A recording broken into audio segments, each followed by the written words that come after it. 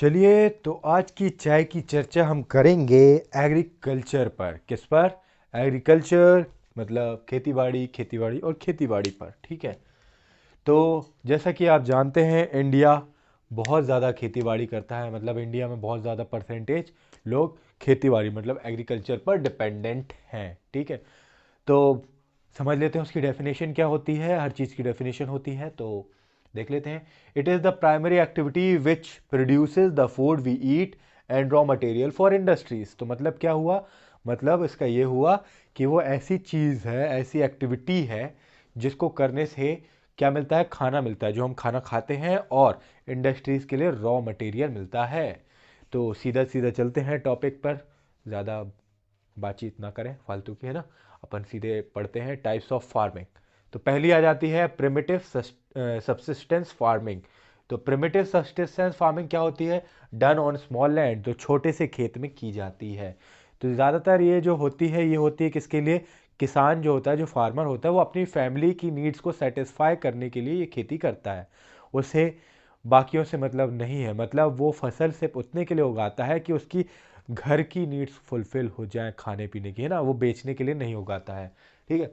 Primitive tools are use like hoe, digging sticks and डाउ।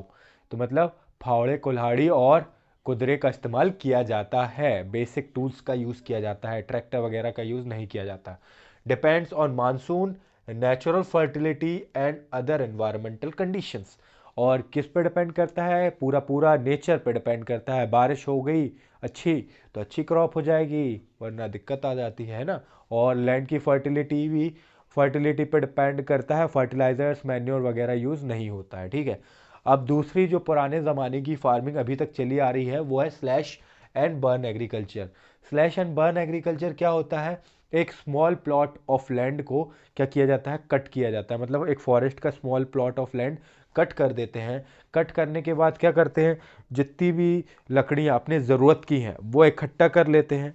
और तो और क्या होता है, जैसे लकड़ियाँ इकट्ठे करने के बाद जो बचता है थोड़ा बहुत, वो पूरे लैंड पर फैला देते हैं और आग लगा देते हैं। आग लगाने से ये होता है कि जो उसकी एशेज हैं, जो उसकी राख है, वो क्या कर देते हैं? पूरे लैंड पर फैल जाती है और फर्टाइल कर देती है उस लैंड को। ठीक है। और फिर उस पर क्या किया जाता है? एग्रीकल्चर किया जाता है। और ये भी किस पे डिपेंड रहता है? मानसून पे डिपेंड रहता है। फसल अच्छी होगी अगर बरसात अच्छी होगी तो।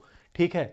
और फिर जैसे जब लूज़ करने लगता है फर्टिलिटी, जब प्रोडक्शन कम होने लगता है, तो फार्मर किसी और जगह पर जंप कर जाता है, किसी और एरिया पर जंप कर जाता है, उस एरिया को छोड़ करके अबंडेंट कर देता है, उस लैंड को अबंडेंट छोड़ देता है। ठीक है।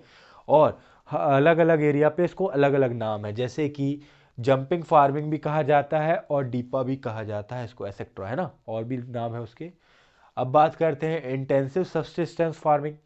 अब नाम इंटेंसिव से समझ में आता है, ये भी क्या होगा? छोटे से प्लॉट में होता है ना। Done on land of high population. तो छोटे से प्लॉट में होता है कौन से एरिया में? जहां पर हाई पॉपुलेशन हो। हाई पॉपुलेशन मतलब समझते हैं ना, सिटी वाले एरियाज में, है ना। High doses of fertilisers are use. तो इसमें क्या होता है? फर्टिलाइजर्स का अच्छा खासा यूज किया जाता है, हाई डोजेज यूज की जाती है फर्टिलाइजर्स की। समझ गए, है ना। और irrigation methods are also use to obtain higher yield. और इरिगेशन फैसिलिटीज़ भी अवेलेबल होती है इसमें। और हायर यूज़ के लिए, हायर यील्ड के लिए, मतलब ज़्यादा प्रोडक्शन हो तो इरिगेशन का अच्छा सा यूज़ होता है। अब लास्ट है कमर्शियल फार्मिंग। कमर्शियल फार्मिंग मतलब क्या होता है? कमर्शियल फार्मिंग मतलब होता है जो बड़े खेतों में किया जाता है, जो बड़े लैंडों पे किया जाता है। एक सेम तरह के क्रॉप वगैरह ग्रो करी जाती है, किसके लिए? बेचने के लिए। ठीक है। तो done on large scale area for profit. तो ये बहुत बड़े एरिया में किया जाता है, प्रॉफिट के लिए की जाती है। ठीक है। Modern inputs are use like HYV seeds, fertilisers, pesticide. और इसमें सब कुछ मॉडर्न यूज होते हैं, मॉडर्न टूल्स भी यूज होते हैं, जैसे ट्रैक्टर, सीड ड्रिल्स, है ना, कल्टीवेटर, ये सब यूज़ होते हैं। हार्वेस्टर वगैरह काटने के लिए, कटाई के लिए, हार्वेस्ट के लिए यूज़ होते हैं। और बात की जाए सीड्स की, तो HYV सीड्स यूज़ होती है, high yielding variety seeds. HYV मतलब हाई यील्डिंग वैरायटी सीड्स। ठीक है। और फर्टिलाइजर्स, पेस्टिसाइड्स का बहुत ज़्यादा यूज़ होता है। और एग्जाम्पल लेते हैं प्लांटेशन का। प्लांटेशन मतलब क्या होता है? प्लांटेशन मतलब होता है एक सिंगल तरीके की फसल 100-100, 200-200 एकड़ में लगाई जाती है, उसको प्लांटेशन बोलते हैं। Single crop is grown. ठीक है। जैसे कि अगर हम बात करें टी की, तो टी कहाँ मिलता है अपन, टी प्लांटेशन मिलता है आसाम में। कॉटन की बात करें, कॉटन प्लांटेशन मिलता है कर्नाटका में, ठीक है। अब बात करते हैं सीजन्स की। सीजन्स मतलब ऐसा नहीं कि खेती अपन जब मुँह उठा के चले ट्रैक्टर पे बैठे, चलो आज कुछ तूफानी करते हैं और पहुंच गए खेत में और लगाने लगे, और गर्मी का मौसम है लगाने लगे मटर, है ना। मटर तो ठंड के मौसम में ही होता है ना, तो वो आपको ठंड के मौसम में ही मिलेगा। तो वही है, तो सीजन्स के हिसाब से क्रॉप्स लगाई जाती हैं। तो मेनली हम दो तरह के सीजन पढ़ते हैं, रावी और खारिफ। रावी मतलब अपना जो ठंडा मौसम का सीज़न होता है उसको रावी रावी क्रॉप्स आती है ठंडे मौसम के सीज़न में। खारिफ जो अपना मानसून सीज़न होता है, बरसात का सीज़न होता है, उसमें खारिफ क्रॉप्स आती हैं। तो बात करते हैं, crops are sown between October to December. तो अक्टूबर से दिसंबर के बीच में यहाँ पे क्या हो जाती है, बुआई हो जाती है। मतलब फसल को, मतलब जो सीड्स वगैरह होती हैं वो ज़मीन पर छिटक दी जाती हैं या सीड ड्रिल से पूरे ज़मीन पर फैला दी जाती है, ठीक है। क्रॉप्स आर, और खारिफ की बात करें तो kharif crops are sown at onset of monsoon season. इसमें कब स्टार्ट होती है, जब मानसून आने वाला होता है तब यहाँ पर बुआई का काम चालू हो जाता है, ठीक है। अब राबी में क्या होता है, crops are harvested April to June. तो ये कब कटती है, अप्रैल से जून के बीच में, जब गर्मी का मौसम स्टार्ट हो रहा होता है अप्रैल जून में, है ना, तब ये कट जाती है। और अगर खारिफ की बात करें तो जब ये ठंड का मौसम चालू होता है, मतलब सितंबर से अक्टूबर के बीच में यहाँ पर कटाई होती है, हार्वेस्ट करा जाता है, ठीक है। अब रावी की अगर सीज़न की बात करें तो इसमें क्या क्या क्रॉप्स लगाई जाती हैं, तो देख लेते हैं। वीट, बार्ले, पीस, ग्राम, मस्टर्ड एक्सेट्रा, ठीक है। तो वैसे अभी जब मैं ये वीडियो शूट कर रहा हूँ तो ठंड का मौसम चल रहा है, तो आप बता सकते हैं कि अभी कौन सी फसल लगी होंगी, ठीक है। और खारिफ की बात करें तो उसके कुछ एग्जाम्पल्स हैं, राइस, मेज, ज्वार, बाजरा, उड़द, मूंग, अरहर, जूट एक्सेट्रा, ठीक है। अब इन दोनों के बीच में, रावी और खारिफ के बीच में, जो अपना समर का सीज़न आता है, जब आपकी विंटर, वो समर की छुट्टियां चल रही होती है ना, 2 महीने की जो छुट्टी मिलती है आपको, तो उस टाइम पर जैद का मंथ चल रहा होता है। कौन सा चल रहा होता है, जैद का। तो ये भी क्या होता है, इस टाइम पे भी कुछ लोग फसल लगाते हैं। तो ये किसके बीच में आता है, between Ravi and kharif in summer. Example इसमें क्या लगता है, कोकम्बर, वाटरमेलन, वेजिटेबल्स एक्सेट्रा, ये सब चीज़ें लगाई जाती हैं। और आपने देखा भी होगा कि गर्मी के ही टाइम पे आपको क्या मिलता है, तरबूज खाने मिलता है, वाटरमेलन खाने मिलता है। अब जो अपना दूसरा टॉपिक है जो इतना अपन ने पढ़ा, रावी और खारिफ, है ना, तो जो फसल होती है उनके बारे में भी कुछ पढ़ लेते हैं। तो टाइप्स ऑफ क्रॉप्स पढ़ लेते हैं।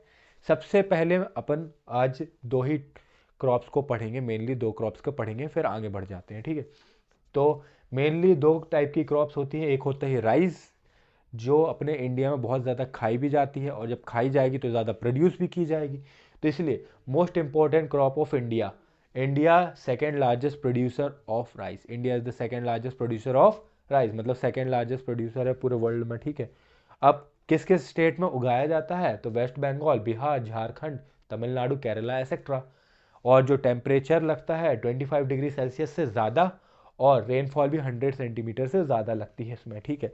तो इसका मतलब क्या हुआ, हाई रेनफॉल और हाई टेम्परेचर यूज़, मतलब इसमें लगता है, इस फसल में लगता है। और ये खारिफ क्रॉप है, क्या है, खारिफ क्रॉप है।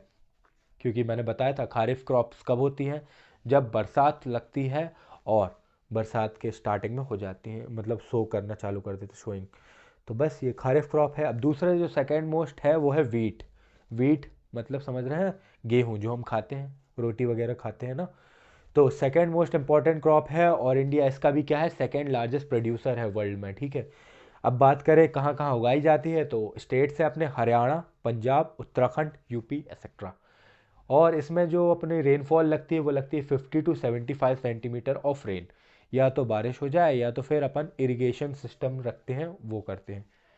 और ये एक रावी क्रॉप है, ठीक है। तो आज के लिए इतना ही, बाकी क्रॉप्स के बारे में जानेंगे हम नेक्स्ट एपिसोड में। तो लाइक करें, शेयर करें एंड सब्सक्राइब करें। Thank you.